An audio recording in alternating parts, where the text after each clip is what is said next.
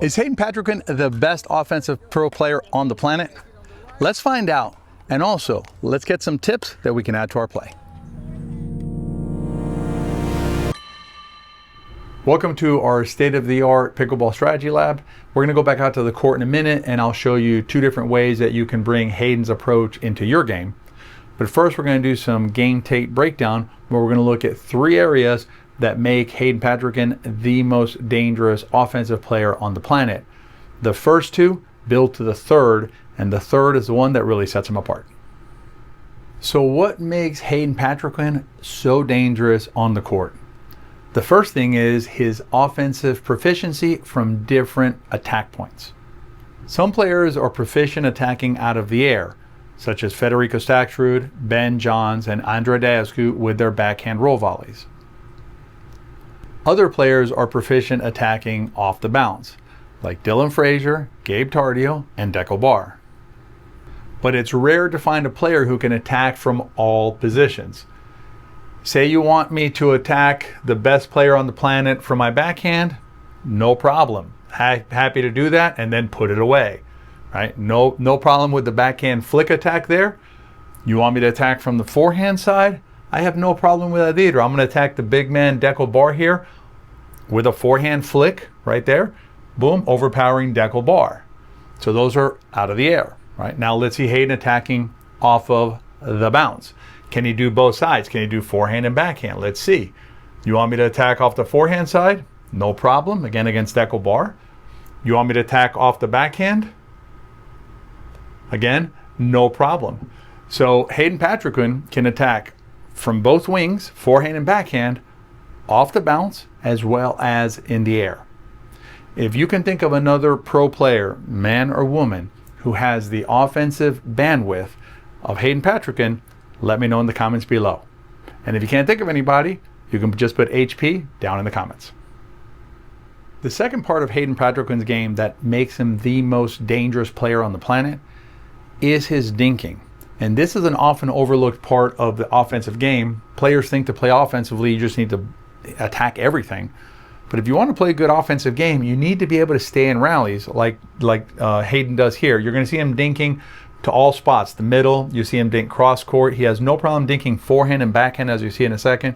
And this dinking allows him to stay in the rally, waiting for his opportunity to attack. This footage is courtesy of the PPA. If you've never seen these players play live, there's nothing else like it. I'll put a link in the show notes where you can get some tickets to the next PPA stop. And if you want more breakdowns like this, make sure you subscribe to this channel. Into Pickle, we do that just like this. And watch this. Boom. He sets up the attack with the dink. But the dink is absolutely critical piece to then generating your offensive opportunity. So how do those two aspects of Hayden's game combine to make him such a powerful offensive player? Hayden can attack from every spot, and he can stay in rallies with the dink.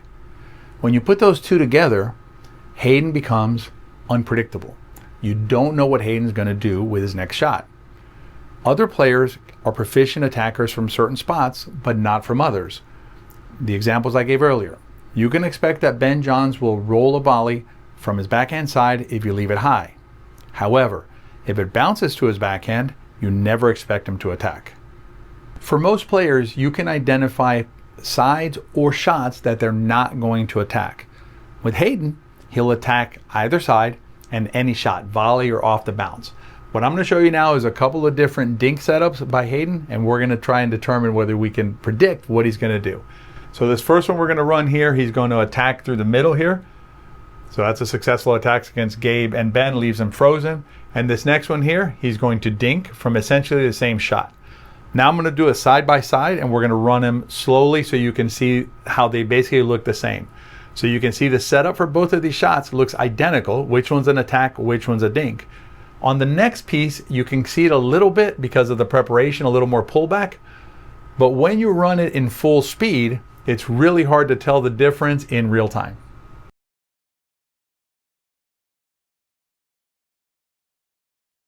And it's the same on his backhand side. Here we're going to run a couple of rallies that you're going to be able to see how he's dinking here. That's actually a slice dink. And then he's going to roll these dinks. It looks identical when he sets up. Hard to tell what he's going to do. And then the very next rally, I'm going to show you the one where he attacked Christian. Again, similar setup. Boom. Attacks Christian. hard to tell what's going on with those shots. And that unpredictability makes Hayden a unique offensive player.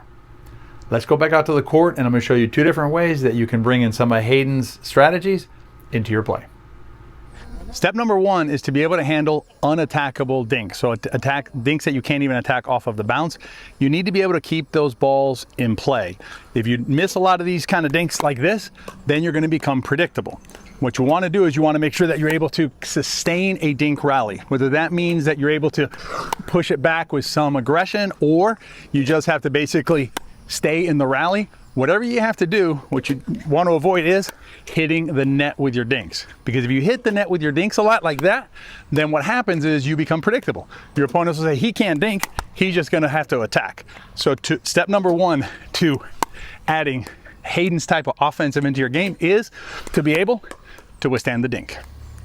Before we get into that, I want to be clear that the dinks I was showing you previously are not open to attack. So you cannot attack those dinks. If you regularly attack those dinks, you're going to be holding yourself back. If you want to learn more about how to deal with dinks, including how to dink better, inside the Better Pickleball Academy, we show you how.